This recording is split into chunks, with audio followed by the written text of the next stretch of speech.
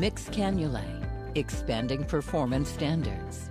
High-performance cannulae for direct and femoral cannulation in minimally invasive cardiac surgery. LivaNova's complete range of mixed dedicated products allow easy and reproducible procedures. The portfolio includes the sutureless aortic valve PERCEVAL, Memo 4D for mitral valve repair, the heart length system for assisting the perfusionist in applying goal-directed perfusion therapy, and a broad choice of high-performance dedicated cannulae. LivaNova's range of cannulae suit every cannulation technique for minimally invasive cardiac surgery. Venous and arterial femoral cannulation can be performed using the WRAP venous cannula and the EZ-Flow Duo. For arterial direct and venous femoral cannulation, the EZ-Flow aortic cannula and the WRAP are available.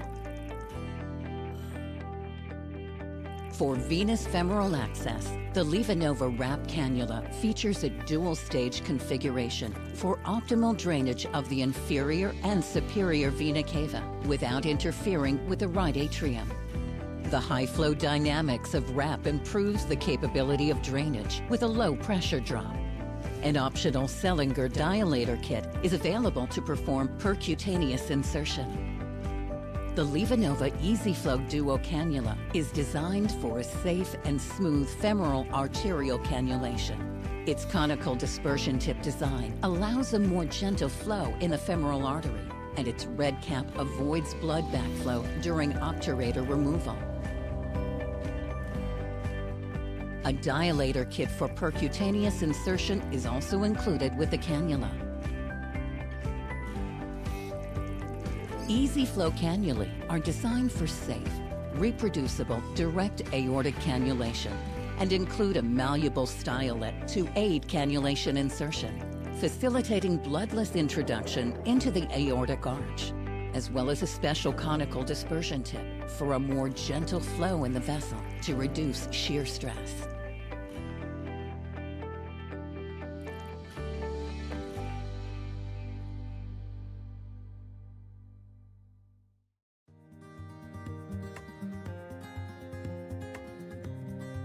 The point-of-care program at Huntsville Hospital is approaching its 20-year anniversary. As we began to grow as a hospital and provide more complex services to our community, the need for point-of-care testing became very clear in our organization.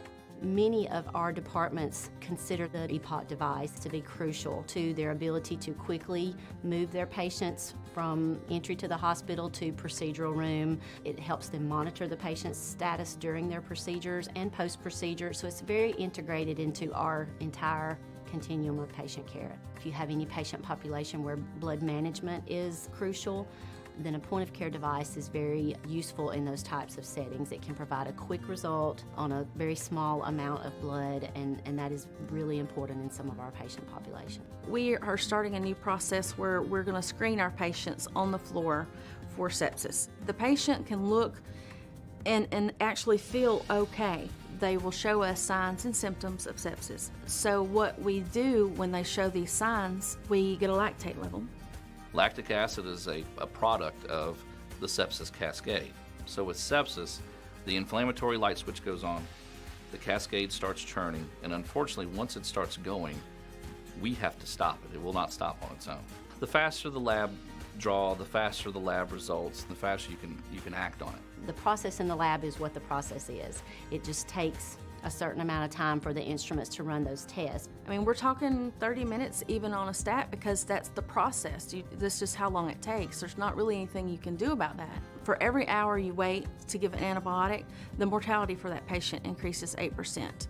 So now that we have the handheld device, the nurse can get those results within a few minutes, and we know how to treat that patient. If a patient is going into septic shock, we do not have minutes to spare. We have got to get it done quickly. So when you get the little beep from the EPOC that says your results are in, you go with it. You don't even think twice about it. You're like, this is good. This is what I'm going to do for this patient. The next steps are clear. I think our mortality on the initial floors dropped by almost 50% in the first 3 to 6 months. At this point, we're about hospital-wide. I think we'll be hospital-wide another 2 to 4 months. So this has become a huge program within our system. Without the EPOC device, it would really be hard for us to get everything done in the timely manner. So it's really helped us to get our program going. I mean, whether you're a surgeon, whether you're a medicine doctor, whether you're a dermatologist, you want to be able to do things in a timely fashion so that you can be most effective. This really makes a difference in patient outcomes.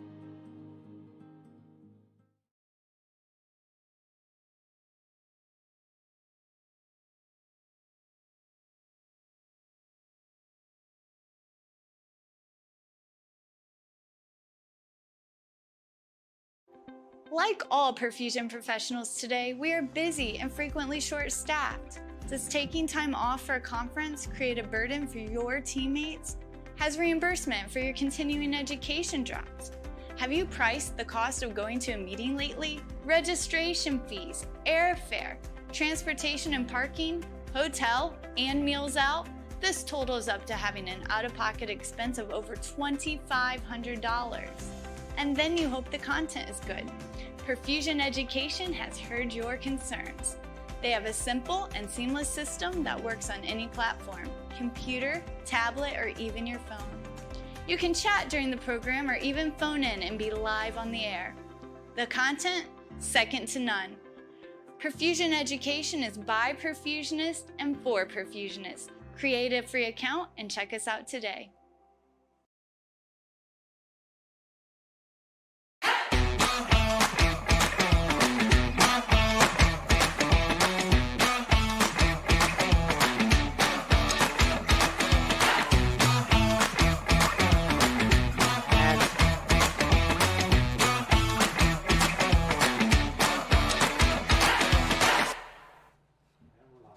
And good afternoon to everybody. It's good to see everybody. I'm just trying to figure out where I am at the moment.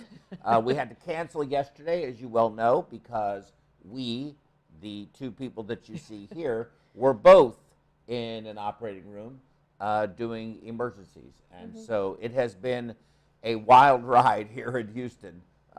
It definitely feels like it's been it's been the Wild West, and it is an overwhelming amount of cases between COVID, but COVID really hasn't been, I don't think, what's been the most difficult part of all of this. I think it's been more just the backlog of cases that seem to just be coming in. Yeah, it's December.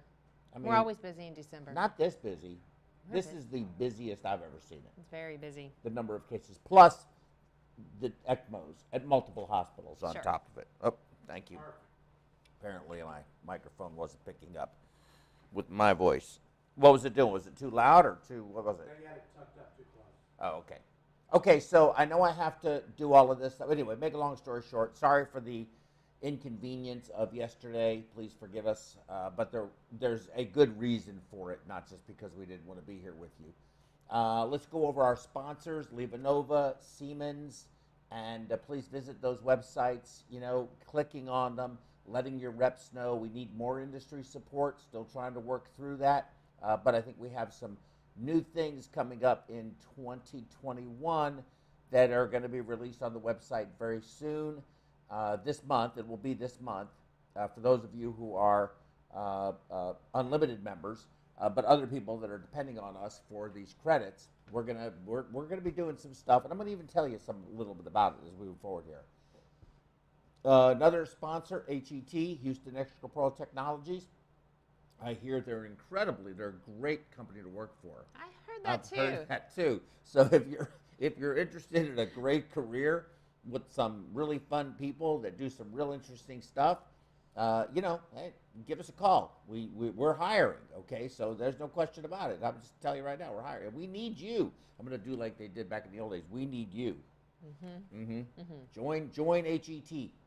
Social media, make sure you do Facebook, Twitter, YouTube, LinkedIn, like, follow, share, click that thumbs up, please. Whoever gave us a thumbs down, no, nobody, it's 0 right now. Did anybody give us a thumbs down? No, they never did. No, okay, only thumbs ups, okay, that's it. And also share us, and also, if you don't mind, please make some positive comments.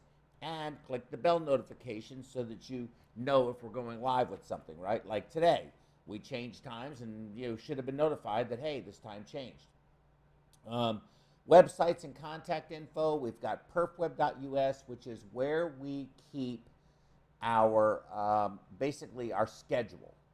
And then perfusioneducation.com is where our library is and the site that you can join so that you can earn your CEUs through us, whether it be pay-as-you-go, unlimited plan, whatever is going to work best for you. So perfweb.us and perfusioneducation.com. You can also reach out to me via email, info at, I think it's info at mediweb.us, or contact at perfusioneducation.com. There it is. We have both of those email addresses in case you heard that, but so please use it as well. But contact at perfusioneducation.com.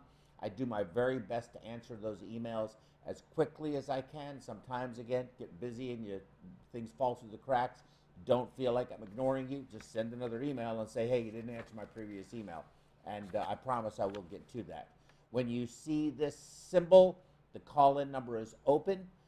Please feel free to call in if you like. We are going to continue to do the call-in number until such time as you all start calling, be live on the air, and we have to get a second phone line. So please call in. We want you to call in. But you can chat also on the YouTube. You can chat on the Facebook. You can chat on the Twitter, send messengers or whatever, and we will try to, we have somebody that watches that, and then I take care of this part over here with the YouTube. So I do the YouTube chat. Magic does the Twitter and the Facebook, or FaceTime, whatever it's called. And then you've got our new MediWeb app.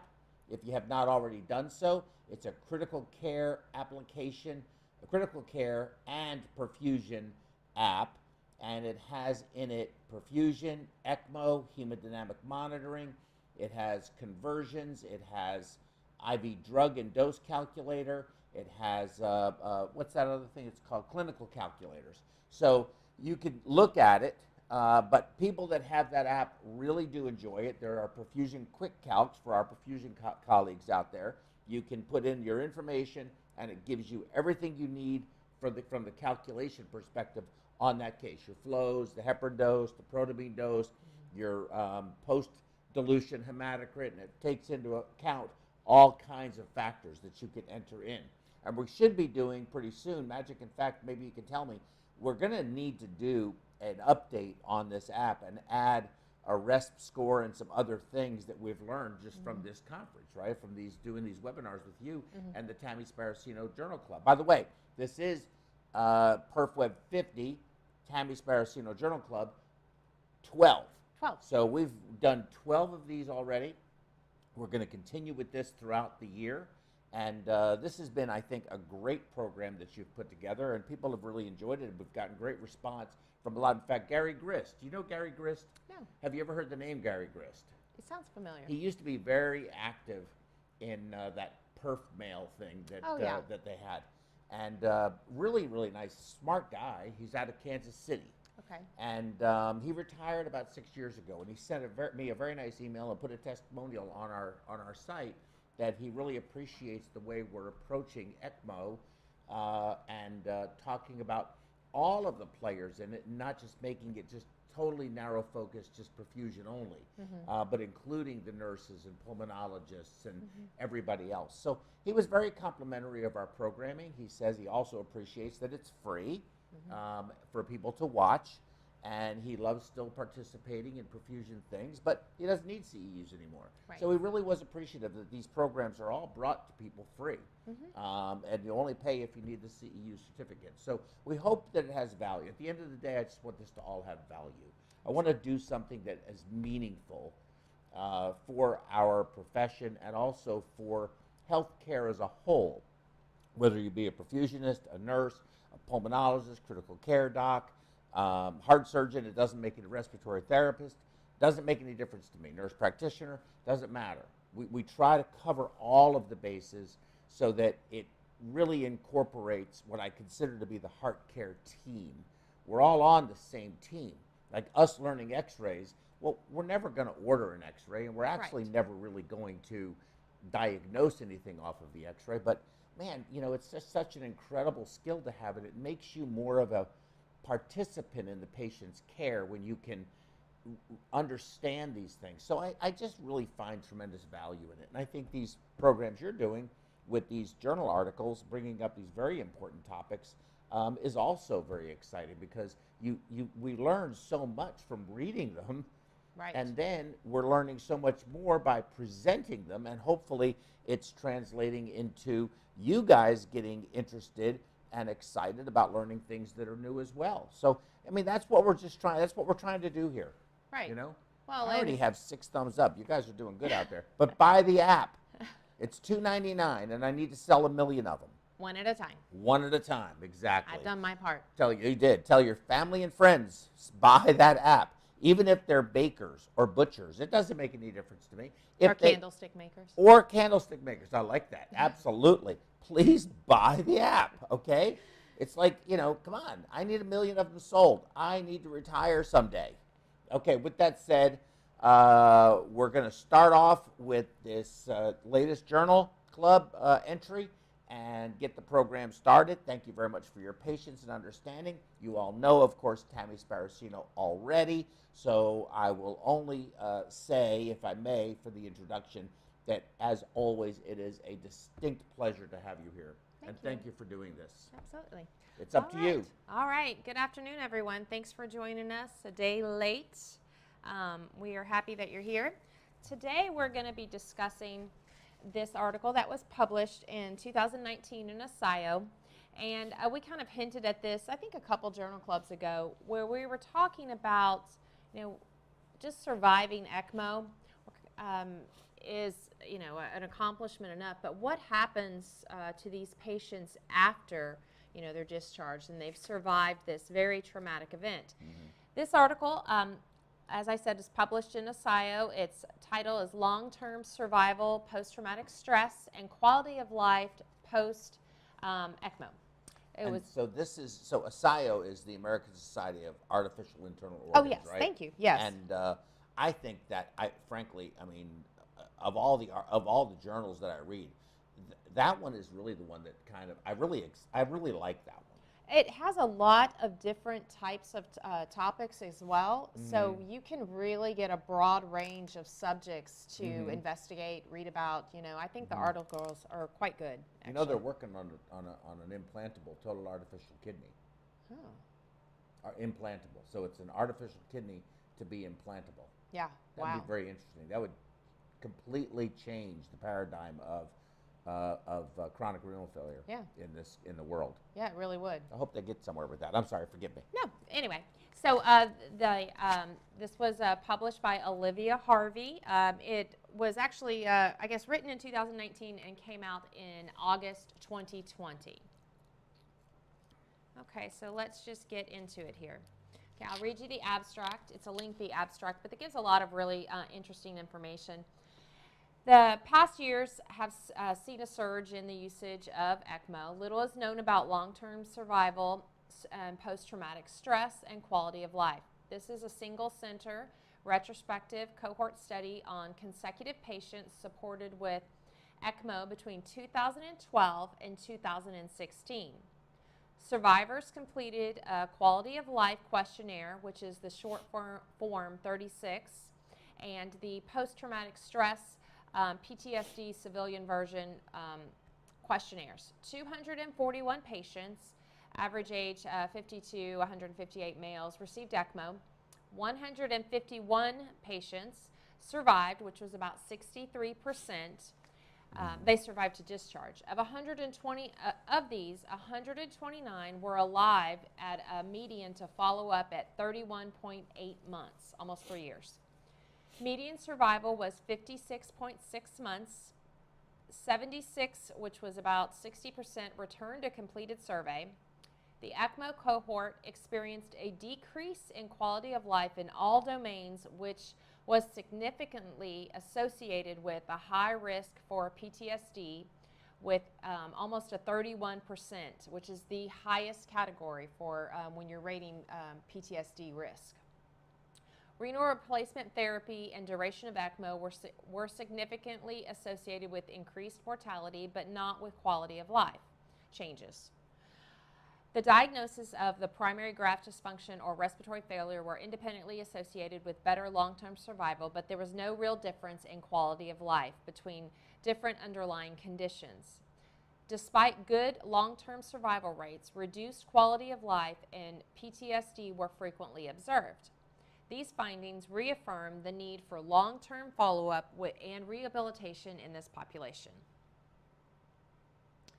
Okay, so we've already sort of touched on why this paper was published. The significance was that although there is a lot of information published about survival rates for ECMO,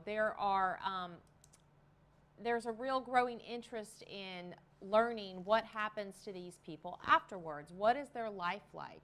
You know, surviving a traumatic event like that, whether you fully physically rehabilitate or you do not, has a lot of associated stressors, and these authors were very interested in finding out what happened to these patients and how they were dealing with this post-discharge.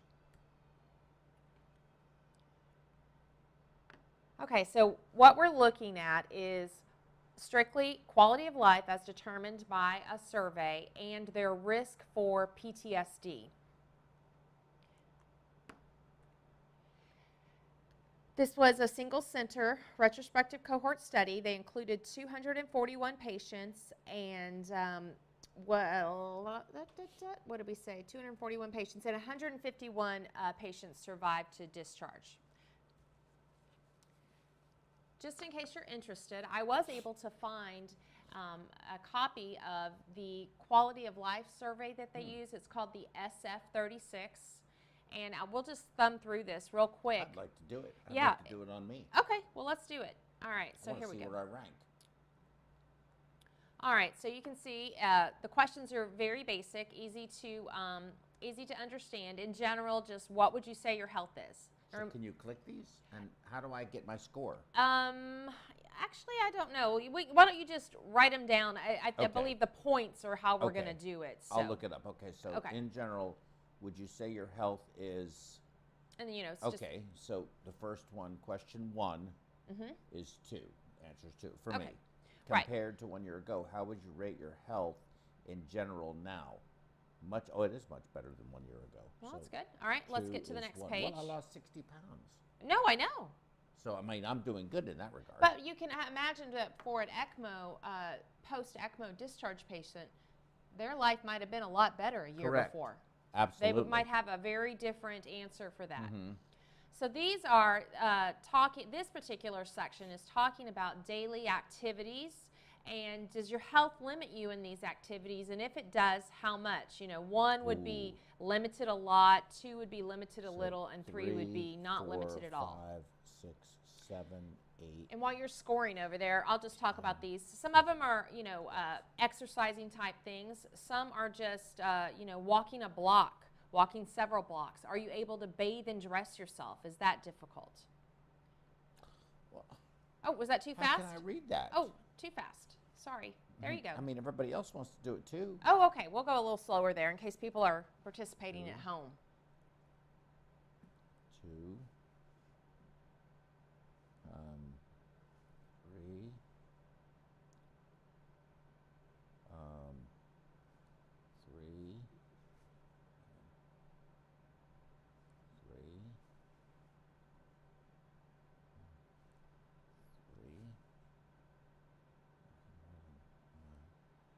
3.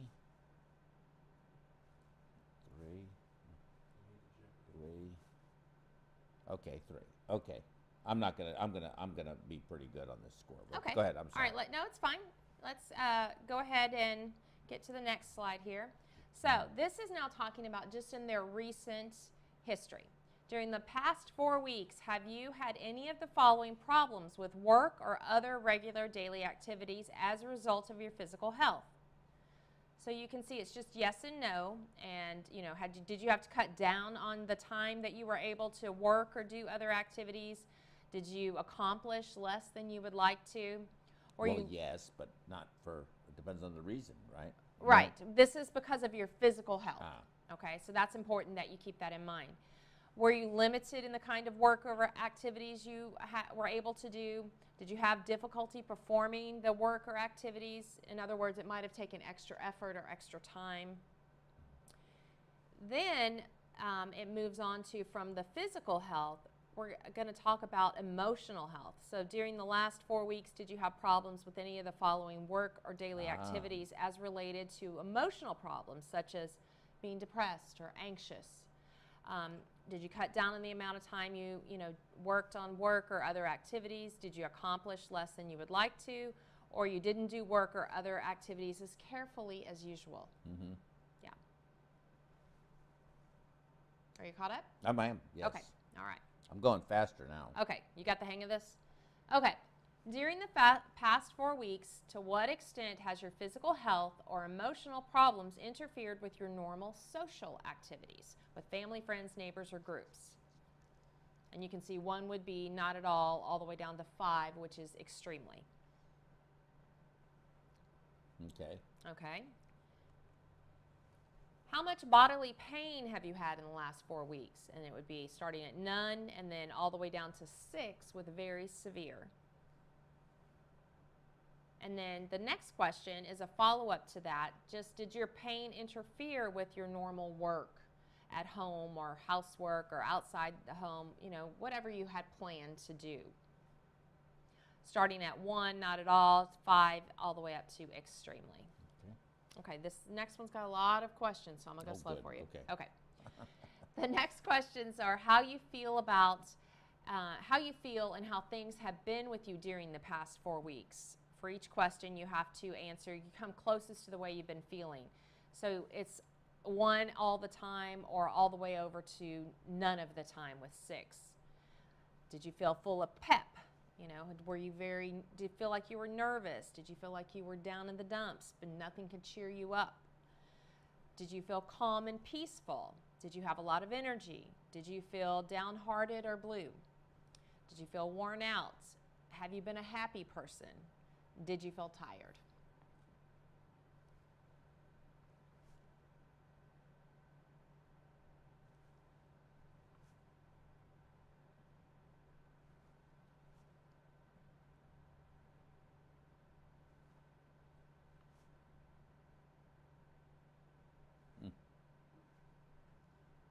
We do need the Jeopardy theme. David, why didn't you get on that?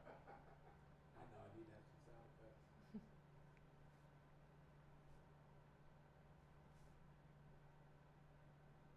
Okay. Okay, you're caught up? All right. Caught up. Okay, and then this one, during the past 4 weeks, how much of your time has your physical health or emotional problems interfered with your social activities like visiting friends or relatives? And you'll see number 1 would be all the time, all the way down to number 5, none of the time. Okay? These are true or false. I get sick a little easier than other people, and then you have a range of 1 to 5 being completely true or completely false and all the things in between. I am as healthy as anybody I know. I expect my health to get worse, or my health is excellent. And that's the last question. 36 questions to assess quality of life.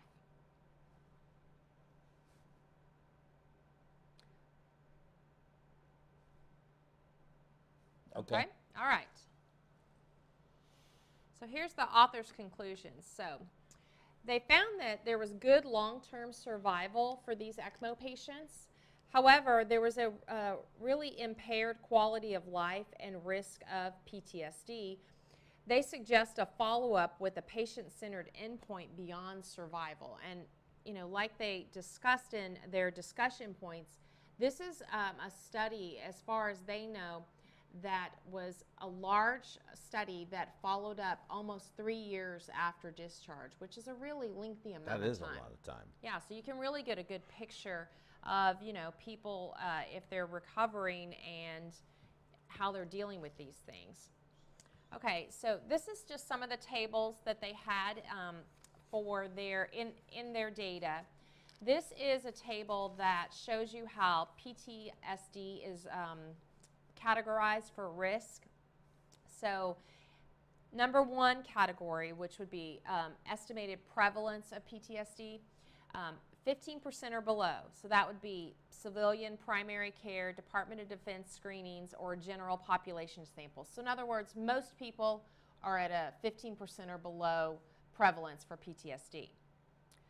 Second category is 16 to 39%, and that would be specialized. You'd find this in typically specialized medical clinics or VA primary care. And then the third, the highest, 40% or above, would be VA or civilian specialty mental health clinics. So if you're 40% or above, to have that kind of prevalence of PTSD, you're really dealing with people who have a lot of other mental strains and issues. And what they found in this study was that the highest rate of prevalence of PTSD was 30.8%. So you can see it's really up there. You know, it's a special. Those numbers are typically found with people who are suffering a great deal. Mm-hmm. So I think their point was that perhaps it's not been highlighted the kind of stressors that come along with surviving ECMO. Okay, these were the baseline characteristics, the mode, whether it was VA, VV, their quality of life scores, and their whether they had renal replacement therapy during ECMO, their length of stay. And you can see the median age was around 52 years. They were 66% male. ECMO duration was about 7.1 days. 92% had renal replacement therapy. Length of stay was on average 39.7. And you can see in the lower portions, you know, what they were on ECMO for: cardiogenic shock, post-transplant, cardiotomy, respiratory failure, and then at the end, the follow-up months afterwards. So total number of, total number 251, 151 survived the hospital, which was around, where does it tell me? Sorry. Say that again. What was the question? Oh, no, I'm just summarizing the total survived. I lost the number. Survival. Yeah, hospital length here. I just saw it. Survived hospitals on the very top. Oh, yeah, there we go. And alive at follow-up included. Yes. So the 51.4 age were 129 of the 151 were alive at follow-up. And then the quality of life scores, they had looks like 76 participants, and their quality of life that participated in the study. That's what that's saying. Okay. And then these are the quality of life scores. Okay, so you can see that there are 8 domains that are looked at, or categories, if you will. Physical, the role of limitations physically, the role of limitations emotionally, their energy level, their emotional well-being, their social functioning, pain, and general health.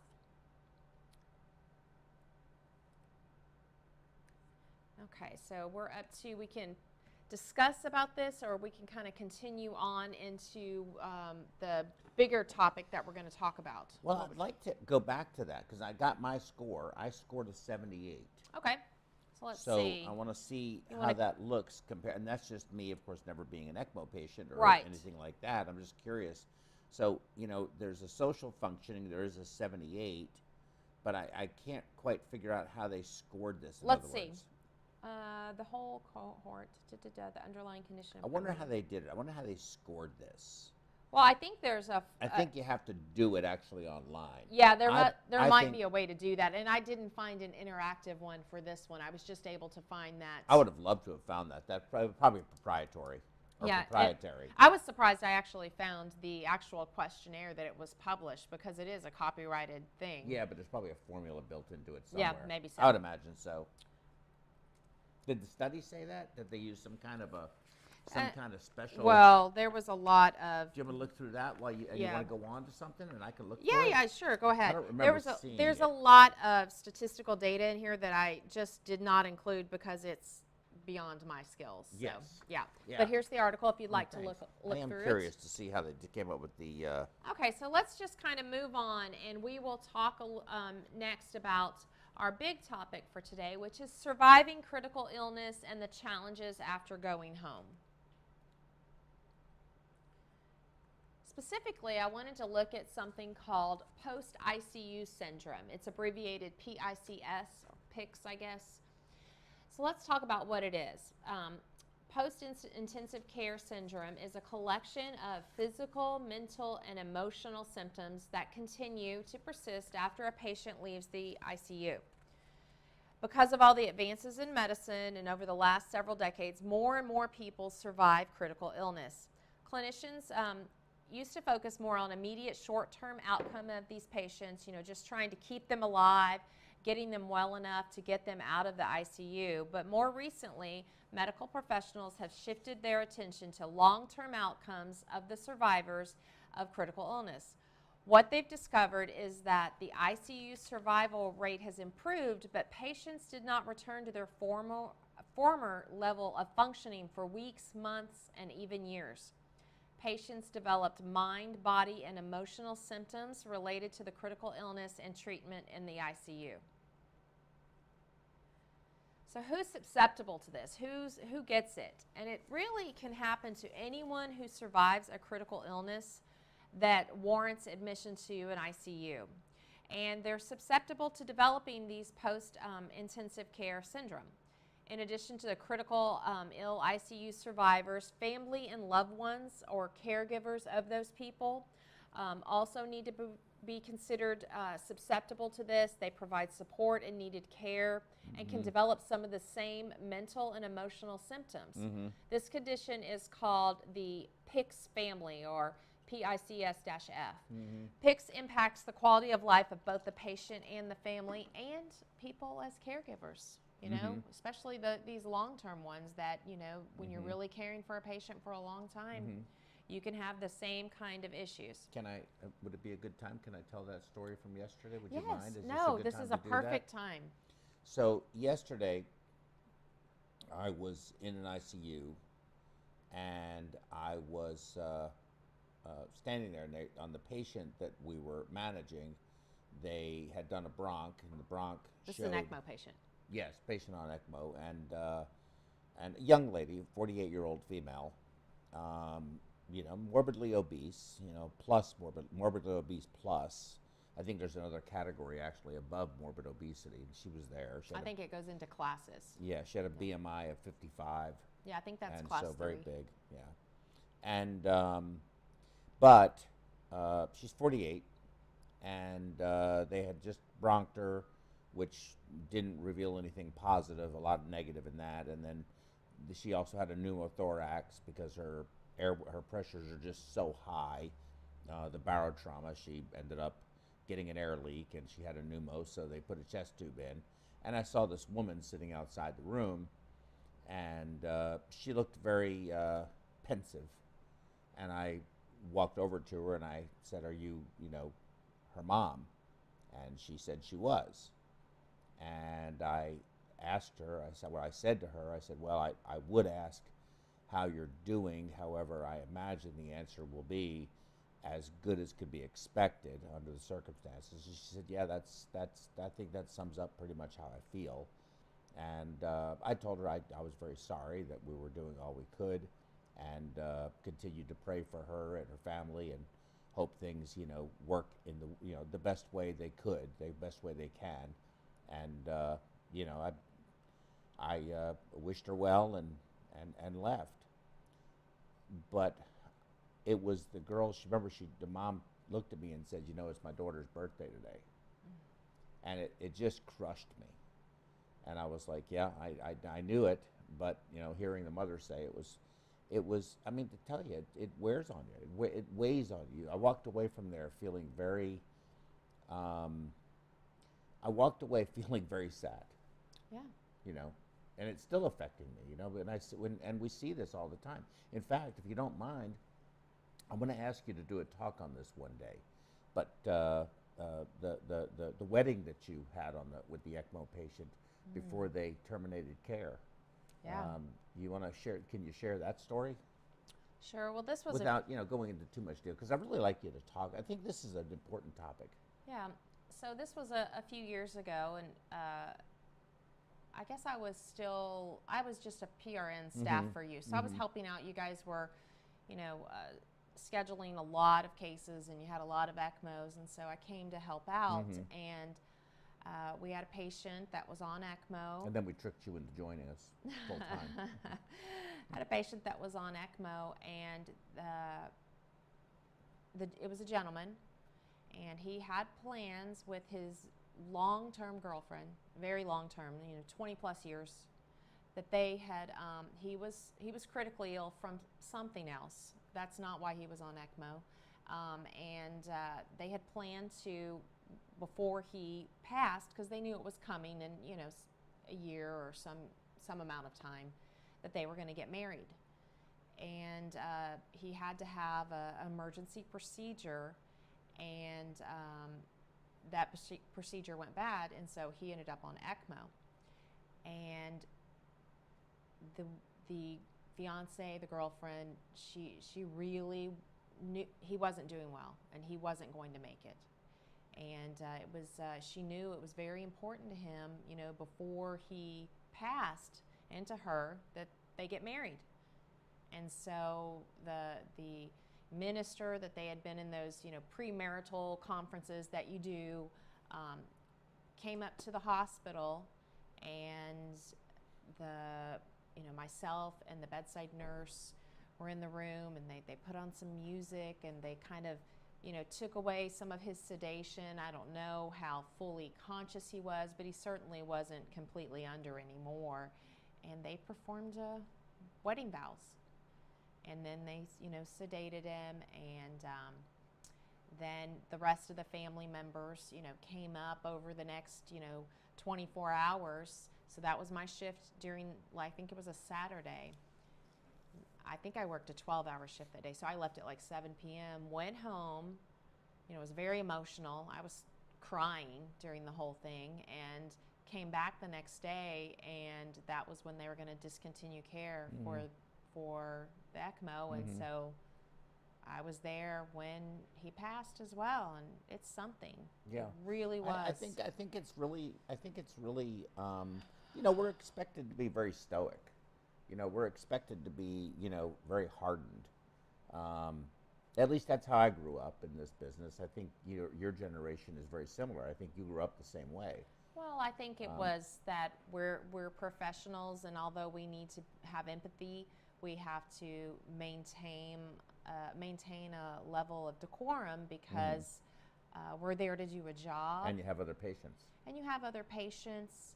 And I mean, you have to sort of put those feelings aside. I couldn't do it that day or the next day. It was very traumatic. Yeah, it's very hard to internalize that. I think it's something that that's a topic that we probably should spend more time on. Just the effect of the stress of our jobs, what it is we do for a living, and what impact that has on us as professionals. And of course, critical care nurses are in the same situation. Sure. Even more so.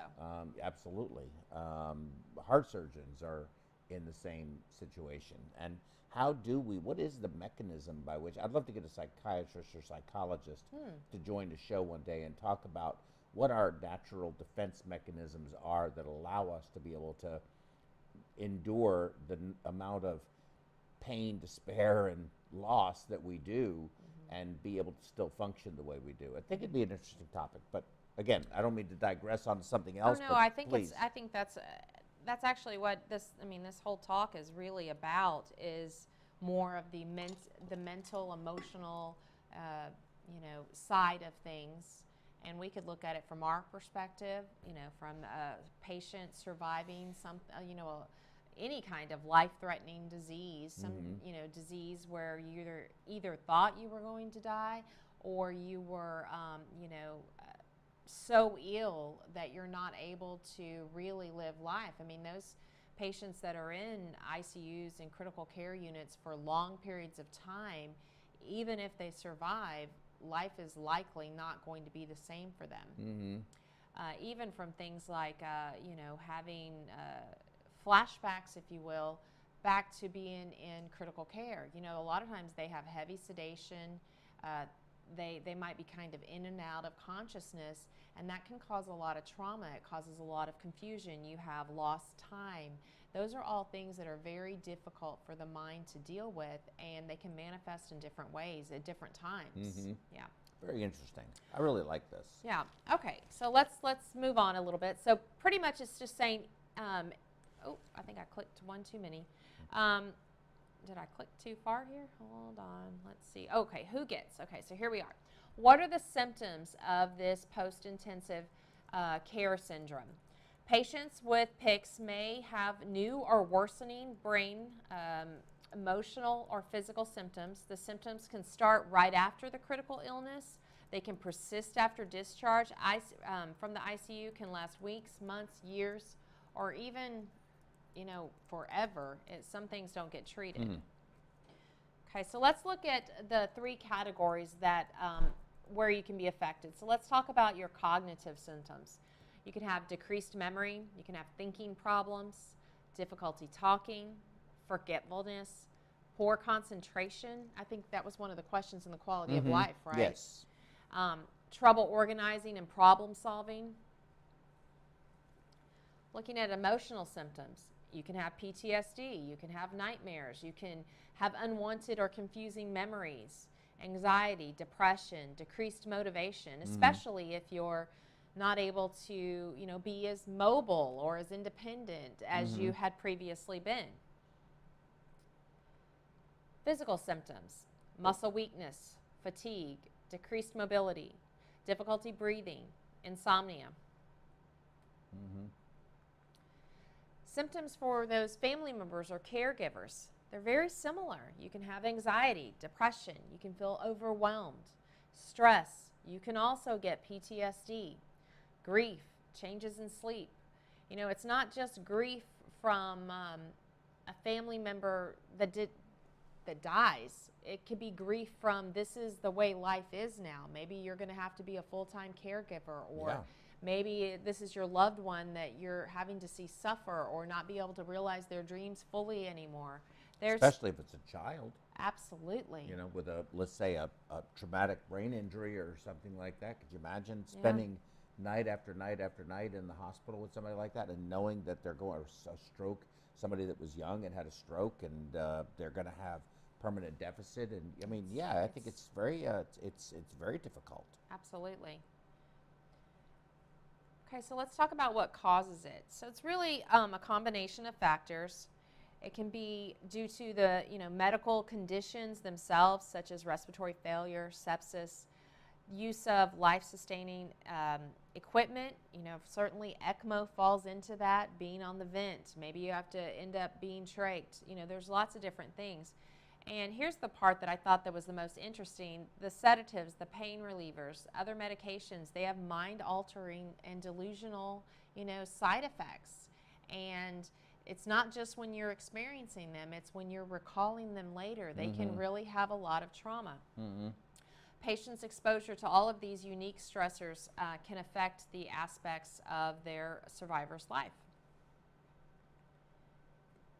Okay, and then this just tells you, you know, specifically, I think we're all kind of familiar with what PTSD is, but it's an anxiety disorder that any person can develop after experiencing or witnessing either directly or indirectly. You could just hear about it, hear something terrible that happened to, you know, someone you cared about, or some situation you were almost in, traumatic event or life-threatening situation. The traumatic event can involve exposure to death. It can be just threatened death, can be actual or serious injury, can be an actual or threatened sexual violence, you know, and it can be anything from physical assault, combat exposure, or serious accidents. But really, there's a lot of people looking into PTSD as related to overcoming serious medical experiences. Okay, who develops PTSD? In the United States, and we talked about this earlier, it's a pretty low category. This says 7 to 8% of the population will develop PTSD at some point in their lives. So you don't necessarily have it all the time. You know, you can get through it. You can, sometimes it's time, sometimes it's therapy. There's different things to help people overcome these. That's a high percentage. Yeah. And it's actually lower than what the overall average is, because I think the general population is about 15% worldwide, is what the previous article had said. So we have it a little bit less, I guess, here according to this article. We're all going to have COVID at PTSD. I think we might. I really think we might. I mean, even just the way we interact socially, I think people are going to be affected in, you know, large group things, maybe not everyone, but some people, you know, even, you know, now that we all have these plastic screens where we interact with people, you know, and is that going to be a thing now, you know? Are people going to wear masks all the time now? I don't know. I think it's going to be very interesting to see how that all. I think there's going to be a lasting cultural ramifications. I think so too. You know, just in general. Well, can I go off the rails just a little bit? Yeah, let me just summarize this finish so we can get off this thought. It's not known why some people will develop PTSD and some people do not. Is it on there? Yeah. Yeah, you have the right slide? Yeah, it's. Oh, okay. Yeah. It's not known why some people will suffer from PTSD and some people will not after a traumatic event. Researchers have identified specific factors that sometimes can increase the risk for PTSD. And that's a break. This is going to be talking about something else, so go ahead and go off the whatever you want to talk about right now. It's kind of weird, but I'm going to go off the rails a little bit with it. But I was reading an article recently, I don't remember where, that Japan's birth rate is plummeting. Oh. And that the people in Japan, basically, they aren't having relations. Oh. And that's the cause of it. Okay. And that for some reason, societally, it is sort of ceasing to be a priority. I see. And so with all of this stuff that's happening here, this social isolation, this, you know, masking, and this just social distancing, I mean, the barriers, all of those things. I wonder if that's going to happen here or worldwide. I think there's going to be lasting effects, even after the vaccine, and you know we're not really dealing with it as a pandemic and a disease anymore. I think there's going to be lasting social effects. Mm-hmm. Yeah. Yeah, I think there will be, and I think that it has had an emotional strain. You know, I mean, notwithstanding the emotional strain for us dealing with all of these sick people, the emotional strain from businesses who have lost everything, the lack of, I mean, just patients in the hospital. I mean, family members can't come see their loved one. They're doing it on what is it called? FaceTime? Mm-hmm. Yeah, they're doing it on FaceTime, and to see their loved one, and they're only ever coming in to see them if they're dying. If they passed, if they're passing. Yeah, you know, if their death is imminent. Yes. You know. A compassionate visit, I think they're calling it. Well, we had an employee in the early days of COVID. I won't say who, but his dad had excruciating belly pain. They took him to the emergency room. They were immediately shuffled out of the hospital, and they called him and said, "We're sorry, but your father's dead." I mean, it never got to say goodbye, never got to understand why, no information whatsoever. Mm-hmm. So this COVID thing has really created some I think you're right, deep lasting emotional traumas. I know everyone's on a lot of people for a lot of reasons. Very excited just to get to the new year, you know, just to put this one behind us, and with the vaccine on the horizon and all of those things, you know, people are really looking that 2021 is going to turn things around, and I think in many ways it will, but I think there are still going to be things that sort of linger, and I think it's going to be a lot of social things. Are you going to take it? The vaccine? Yeah. Yep. Yeah, me too. Me too. Yep, definitely. We're supposed to be getting it this week. Yes, we are. So sooner the better as far as I'm concerned. Yeah. But some people have said they aren't going to take it. Yeah, that's interesting. And now the question is, if they don't take it and they get COVID, what's our responsibility as a society to take care of them? Assuming they get critically ill or something. Yes. Yeah. Do we, what do we do? Is that acceptable? Is that okay? I don't know. I think there's lots of things that people choose knowing there's negative health effects. And so far, I mean, insurance still covers those things. We still take care of those people. Yeah. Yeah. It's interesting because as an employer, I have to sit there and say, okay, there's a vaccine available. I'm going to take it. I can't compel you to take it. If you choose not to, however, and then you get COVID, now if you have a health reason not to take it, there's a reason. There's justifiable reason. We're not talking about that. We're talking about people that think there's a conspiracy and they're going to be little robots you're getting injected with. So, which I think a virus is kind of like a little robot. It's a weird little creature. It is. Very weird. I'm still fascinated by this whole thing. I've learned more about viruses this past year than I ever thought I would want to know about viruses, but they're very weird little critters. But as an employer, what's my responsibility? Generally speaking, you get sick in our company, we will take care of you. That's it. You don't ever have to worry about your job. You don't have to worry about your vacation time. You don't have to worry about pay. You don't have to worry about anything. We're going to take care of you. But in this particular case, what do I do? I don't know. It's tricky.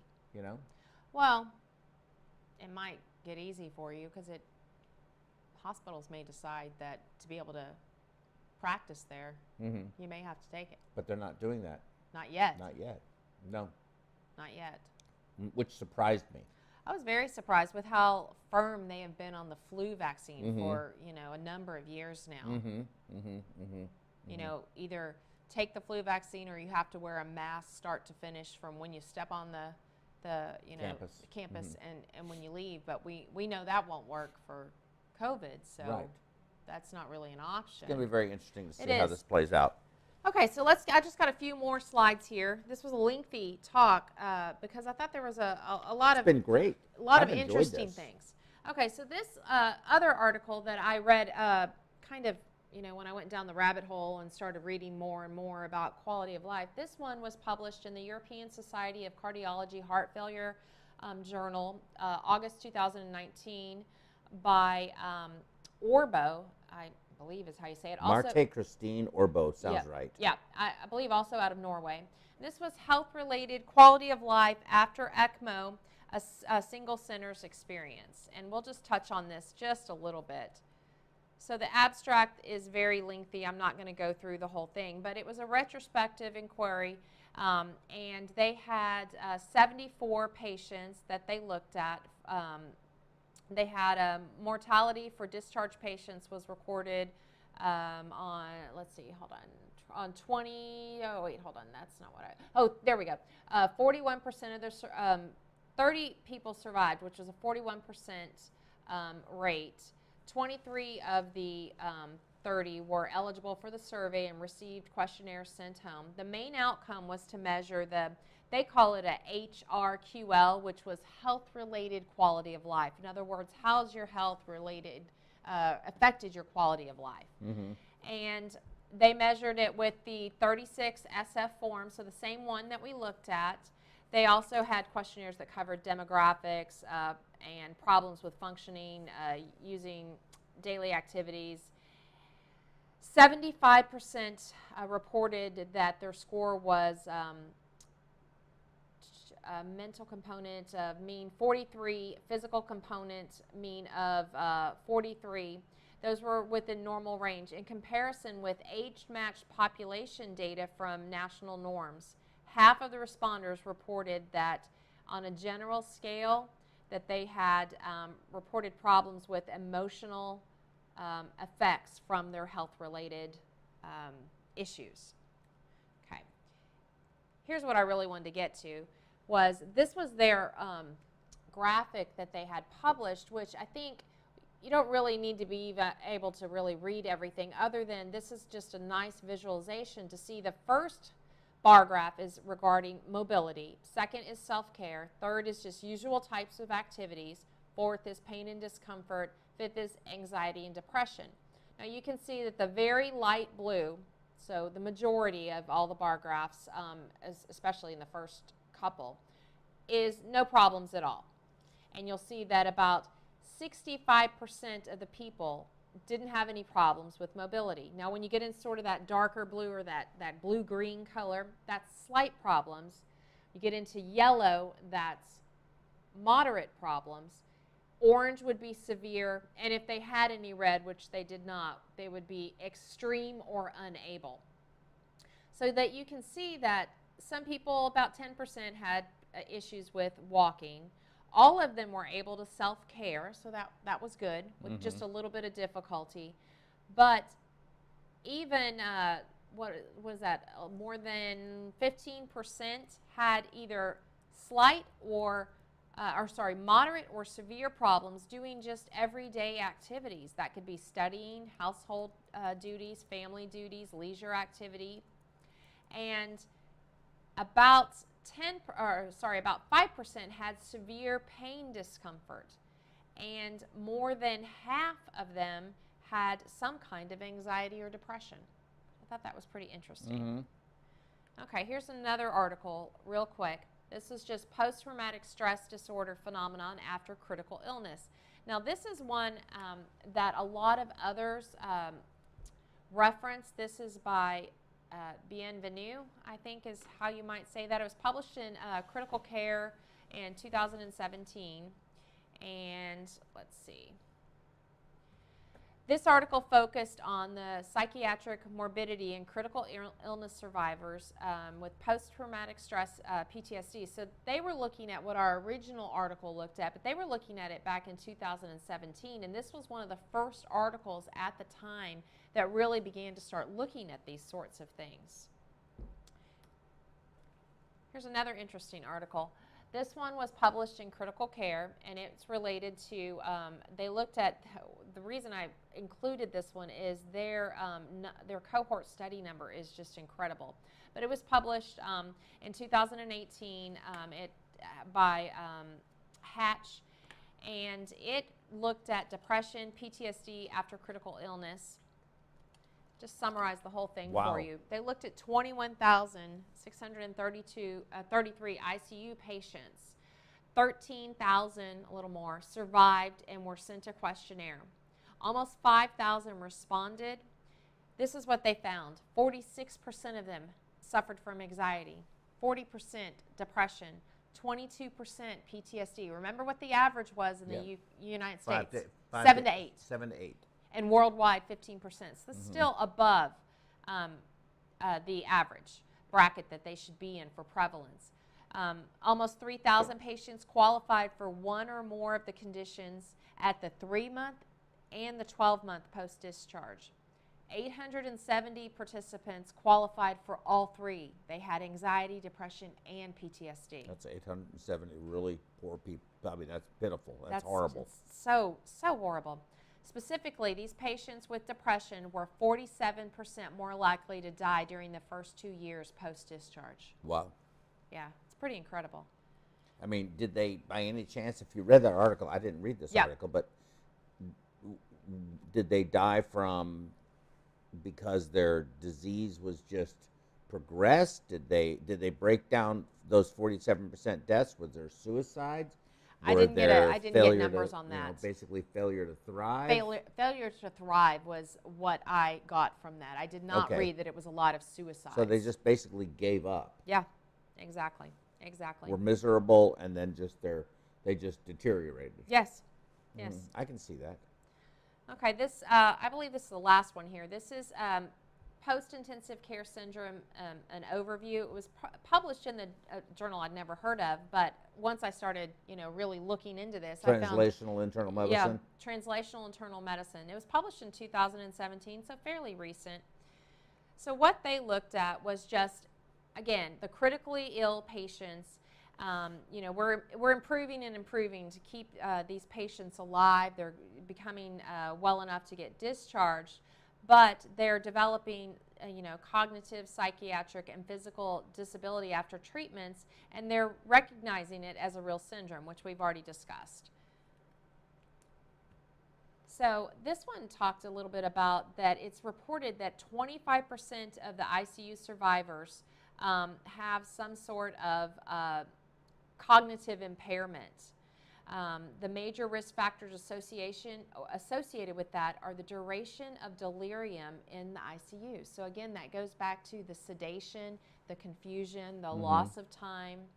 Acute brain dysfunction like stroke, alcoholism, hypoxia, you know, if you have ARDS or cardiac arrest, hypertension, hypotension, glucose dysregulation, respiratory failure requiring long, you know, prolonged mechanical ventilation, severe sepsis, use of renal replacement therapy, which the first article that we, you know, originally discussed talked about people with renal replacement therapy. There was an association with that with increased mortality. Well, yes, but decreased quality of life post-discharge. Oh, really? I thought they had. I didn't read it that way. I thought it said that it was this. I thought it said it was that it wasn't significantly different, but that the risk of mortality. Oh, maybe that's higher. what it was. Yeah, maybe that's but what I it think, was. yeah, and I do believe that, but I think that the reason why you see patients that need renal replacement therapy have a higher mortality isn't the renal replacement therapy. It's that they went into renal failure and there was a need for renal replacement therapy. Right. So, you know, I mean, I think that sometimes people actually, I've had people say all kinds of funny things to me about, you know, continuous renal replacement therapy or CVVH, that, well, it hurts the kidneys. Well, no, I mean, it doesn't. That's a whole nother topic. That's a whole nother topic. And I'm going to do some really good work in 2021. We're going to have some really strong speakers discuss a lot of these technologies and how they are used and what they do and don't do. Because I think that's something that's very confusing. Well, I think it is very confusing.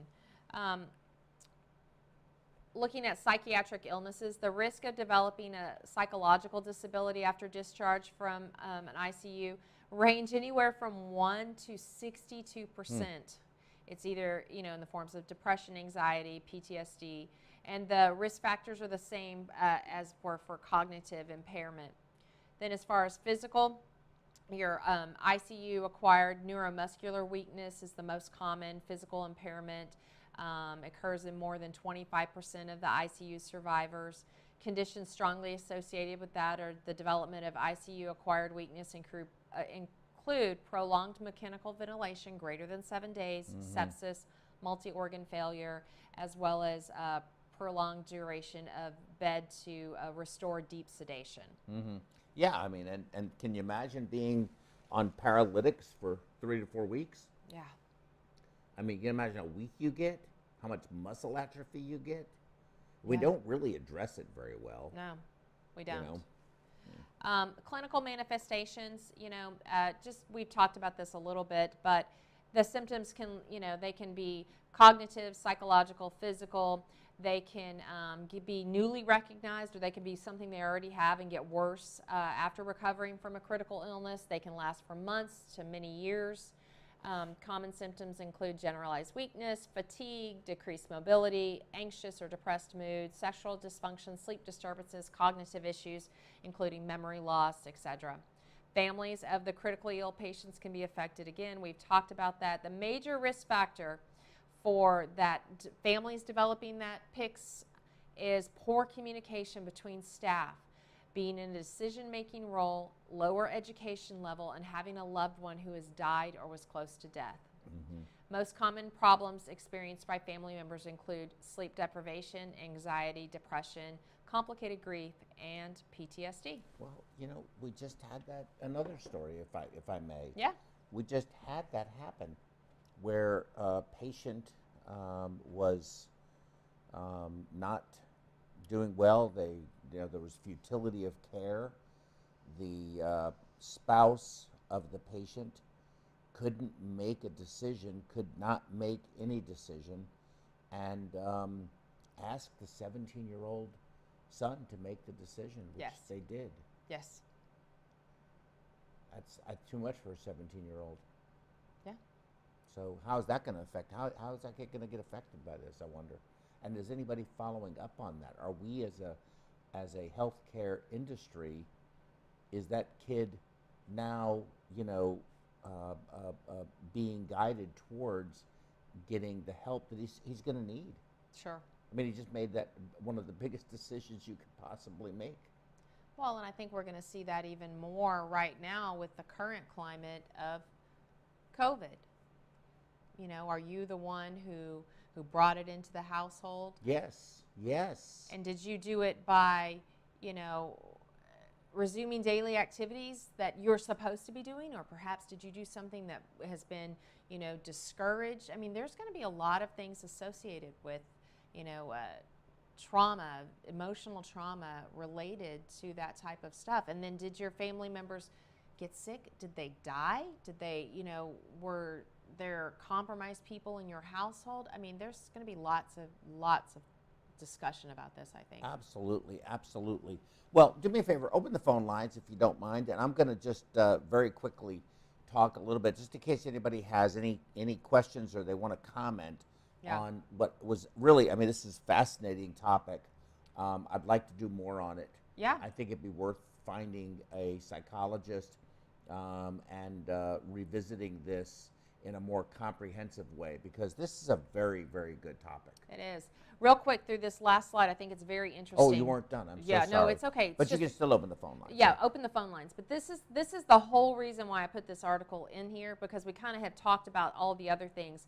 But this prevention and management of the post-ICU syndrome, they use what's called the ABCDE bundle, and we're just going to get to that.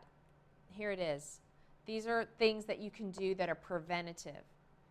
Awakening, you know, using light or minimal sedation. Now, that's not always possible with ECMO, but just generally speaking for critically ill. Breathing, doing spontaneous breathing trials. Coordination of care, communication among the various disciplines, which in itself can be very difficult. Yeah, that's a disaster. Yeah. Delirium monitoring, assessment and management, and early ambulation. So those are the things that are they found to be the most important things, you know, a technique that you can use to help with this. And then additional interventions would be avoiding hypoglycemia, hypoxemia, keeping ICU diaries. That's something that they suggested. Now, I don't have any data as to whether or not that is effective, but they said that if a family member keeps the diary, healthcare providers, or even ICU, about the healthcare providers or the ICU's patient stay, it helps to decrease PTSD, because for one thing, it helps them organize their thoughts. It helps them keep up with the information that's being shared with them, so it's not so overwhelming. It can also be a holistic tool for the patient, you know, if they're able to also keep a diary of their thoughts and things that's going on. It gives a little bit of control to these people who feel very out of control. And lastly, depression, anxiety, PTSD are all associated with the combination of, drugs and non-drug related kind of things, psychological and behavioral therapies. Physical dysfunction requires, you know, multidisciplinary treatment programs that include exercise, physiotherapy, occupational therapy, symptom management, including rehabilitation. The main conclusions were just emphasizing that we need to be aware that this is a real thing, that people are susceptible to develop, and that taking a little extra time and care by forming, you know, some kind of management plan that can help the overall long-term functioning capacity and quality of life of these survivors and their family. And that's it. Man, that was really great. Now let's talk about it. Yeah, I know. Oof. I'll tell you what, we'd need another several hours for this.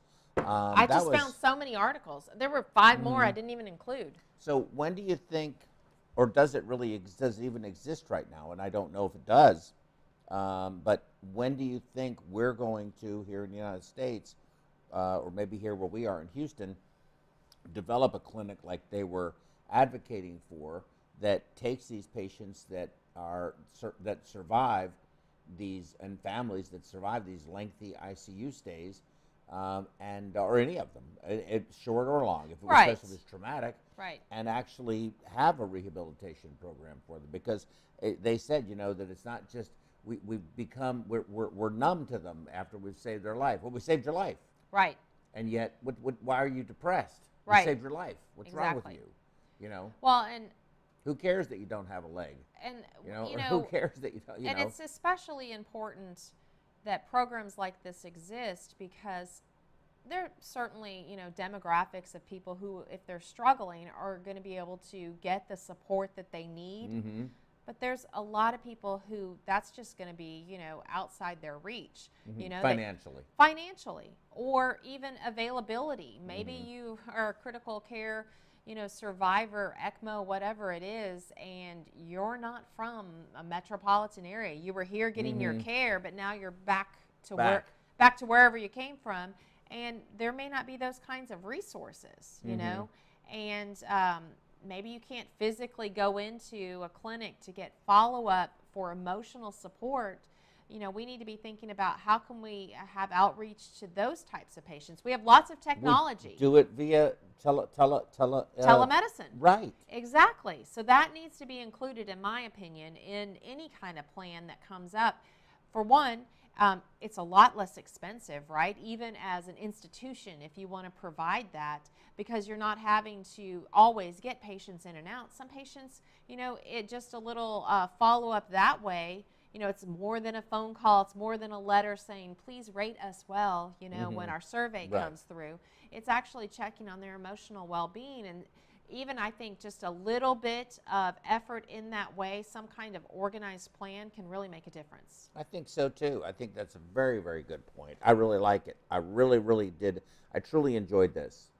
So, so while we're waiting for that person to call, we're going to stay live on the air until somebody calls. Oh, we are. So apparently David doesn't think that's probably true. Call. And, yeah, call. I may have to call myself and put myself live on the air. So, so 2021. Yep. So we're working on the Journal Club topics. Yes, we've got a lot of them. A lot. I think our plan is going to be 2 a month, as we currently do. And then we also have what seems to be, I think I've come up with a very, did you read it? Did you read my my topics and title suggestions? I've glanced through them. For PerfWebs? Yeah. I think there's some real interesting ones there that are very different from what we're absolutely used to. Great. And so I think that's going to be that's going to be good. But for those of you watching, and I need your opinion about this too, I'm seriously contemplating going ahead and doing the New Orleans conference in New Orleans in June. In person? In person, live? Yes, live. Airing it as well, but doing it there with an audience. Get your vaccination so you can come. Yes. So I'm curious what you all out there think. So if you would, again, you can reach us at contact@perfusioneducation.com or info@mediweb.us or Joseph. If you're watching now, you could send a message on YouTube or Facebook. You could do it however you want to do it. That sounds great. But I'd love to hear from you to see if that is something that people would do, or have live conferences just died. Are they gone? Are they done? I'm curious to know what you all think. So if you could send me an email or send me a message in some way, I would really, really appreciate it. But Tammy, what do you think? Where do you think we're going to be? I don't know where we're going to be, but I think that sounds great. I love doing these webinars, but I also think there's value to be had in live conferences. You get to meet people that, in your profession. You also get to kind of, I think we'll all be ready for something fun to do. I mean, I don't know about you, but I have, it's not cabin fever, it's COVID fever. I'm done. It's I'm done with this. I mean, But you get you're right, you get the in-person camaraderie, which I think we're that's why you were talking about at the beginning. How is this going to affect us socially? right. We are social beings. Yes. And somehow, some way, they're trying to make us not social anymore. And I don't think that's going to work. I think we have to have that. We need to have a human connection. And so I think people are going to go. They want to go. But will hospitals be supplying any kind of CME budget or say, we're not sending you there because we don't want to take the risk of something happening, so it's on your own if you want to go. Is that going to happen? I don't know. You know, there's so many unknowns in the situation that I'm really not 100% sure. But you get the camaraderie, the in-person communication with people, the networking that happens that way, because you can't network like this. There's no way. I mean, you could try, but and do some kind of virtual reality, augmented reality, whatever, and have avatars and people talking amongst each other, but that's not the same. That's not the same, not and, for me and I think anyway. everybody understands that's not the same since everything's gone to Zoom these days. Yes. That's not, a Zoom cocktail party is not a cocktail party. No, and that's another thing that would have the greatest food. You went to the New Orleans conference once, didn't you? I've been twice. Twice. I feed people well. Yeah. The food was always great. It's the best conference Great. food The I've ever had. alcohol was always free-flowing. Yeah. And it's always fun. Okay. Well, I mean, we work hard, very hard. This past year, 2020, there is not one perfusionist that has not absolutely been Well, that's not just perfusionists. There's a Right. lot of nurses, healthcare, right? Healthcare workers in general. But right. Absolutely, I agree with that. Thank you for correcting that. But I think that we need to have good educational value. But man, we got to have a party. Yeah, I mean, ready. It's time for a party. Well, especially by then. Yeah, I mean, we'll have everybody be vaccinated. Yes. Either vaccinated or herd immunity. It's going to be one or the other. Yeah. You we sent have me a question. Great. Let's see what it is. A question from Magic. Okay. Would make every effort to be in NOLA in June. Thank you, Robert Troutman Sr. Thank you. I appreciate that. So apparently, people do have an interest. There's at least 3 of us. That came out really fast. Yeah. All right, sounds good. Okay, with all of that said, I am going to bid all of you adieu. Our program is concluding for the day. And look at that, we're basically on time. On time, basically on time. Yes, 1 minute over, but that's good. You don't get extra credit though. So but when we go short, sometimes you don't get less credit. So keep that in mind. And we will see you in January. Please check the website. Yeah, we're publishing the dates soon. We're publishing. It'll be before Christmas.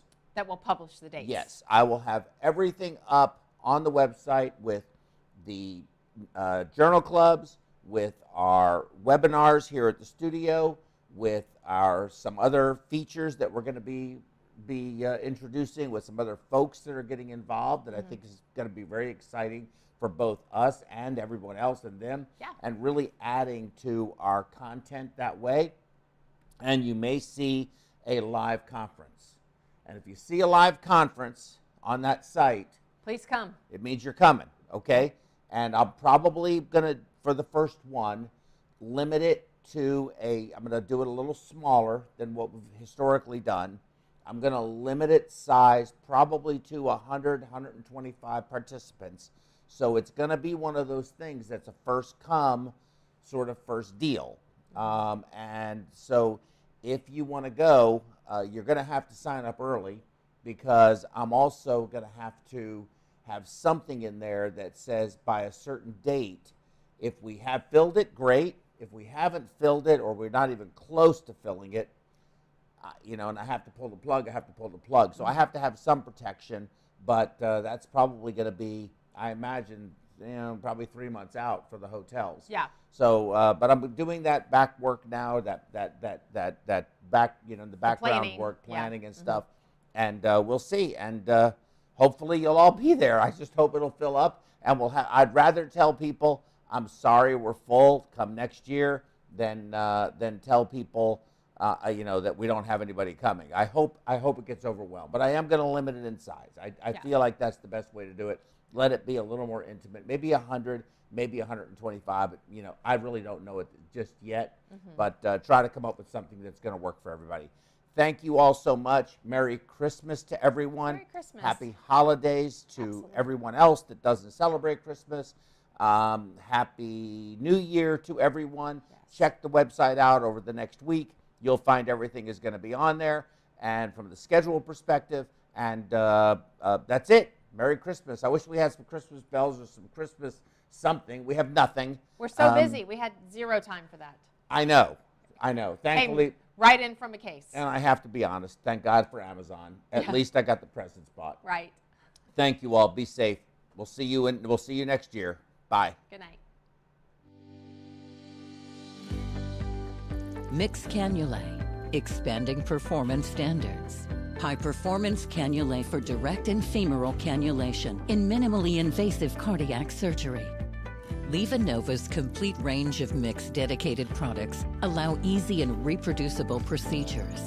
The portfolio includes the sutureless aortic valve PERCEVAL, Memo 4D for mitral valve repair, the HeartLink system for assisting the perfusionist in applying goal-directed perfusion therapy, and a broad choice of high-performance dedicated cannulae. LivaNova's range of cannulae suit every cannulation technique for minimally invasive cardiac surgery.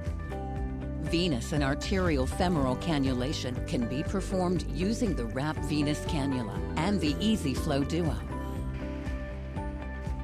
For arterial direct and venous femoral cannulation, the EZ-Flow aortic cannula and the WRAP are available. For venous femoral access, the LivaNova WRAP cannula features a dual-stage configuration for optimal drainage of the inferior and superior vena cava without interfering with the right atrium. The high-flow dynamics of WRAP improves the capability of drainage with a low pressure drop. An optional Sellinger dilator kit is available to perform percutaneous insertion. The LivaNova EZ-Flow Duo cannula is designed for a safe and smooth femoral arterial cannulation. Its conical dispersion tip design allows a more gentle flow in the femoral artery, and its red cap avoids blood backflow during obturator removal. A dilator kit for percutaneous insertion is also included with the cannula. EZ-Flow cannulae are designed for safe, reproducible, direct aortic cannulation and include a malleable stylet to aid cannulation insertion, facilitating bloodless introduction into the aortic arch, as well as a special conical dispersion tip for a more gentle flow in the vessel to reduce shear stress.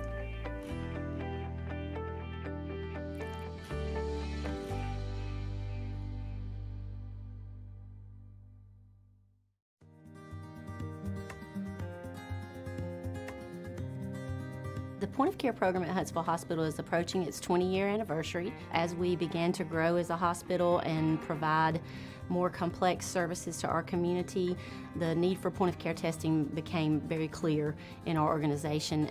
Many of our departments consider the EPOT device to be crucial to their ability to quickly move their patients from entry to the hospital to procedural room. It helps them monitor the patient's status during their procedures and post-procedure, so it's very integrated into our entire continuum of patient care. If you have any patient population where blood management is crucial, then a point of care device is very useful in those types of settings. It can provide a quick result on a very small amount of blood, and that is really important in some of our patient population. We are starting a new process where we're going to screen our patients on the floor for sepsis. The patient can look and actually feel okay. They will show us signs and symptoms of sepsis. So what we do when they show these signs, we get a lactate level. Lactic acid is a product of the sepsis cascade. So with sepsis, the inflammatory light switch goes on, the cascade starts churning, and unfortunately once it starts going, we have to stop it. It will not stop on its own. The faster the lab draw, the faster the lab results, the faster you can act on it. The process in the lab is what the process is. It just takes a certain amount of time for the instruments to run those tests. I mean, we're talking 30 minutes even on a stat because that's the process. That's just how long it takes. There's not really anything you can do about that. For every hour you wait to give an antibiotic, the mortality for that patient increases 8%. So now that we have the handheld device, the nurse can get those results within a few minutes, and we know how to treat that patient. If a patient is going into septic shock, we do not have minutes to spare. We have got to get it done quickly. So when you get the little beep from the epoch that says your results are in, you go with it. You don't even think twice about it. You're like, this is good. This is what I'm going to do for this patient. The next steps are clear. I think our mortality on the initial floors dropped by almost 50% in the first 3 to 6 months. At this point, we're about hospital-wide. I think we'll be hospital-wide another 2 to 4 months. So this has become a huge program within our system. Without the epoch device, it would really be hard for us to get everything done in the timely manner. So it's really helped us to get our program going. I mean, whether you're a surgeon, whether you're a medicine doctor, whether you're a dermatologist, you want to be able to do things in a timely fashion so that you can be most effective. This really makes a difference in patient outcomes.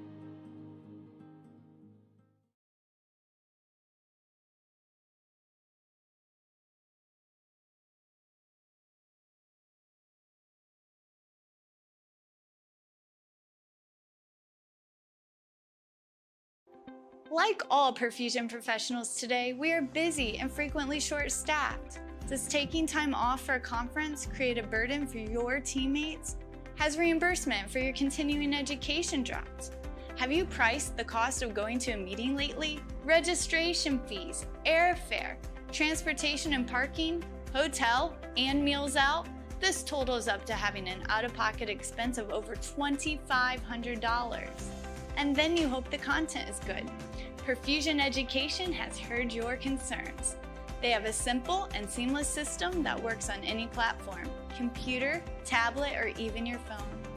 You can chat during the program or even phone in and be live on the air. The content, second to none.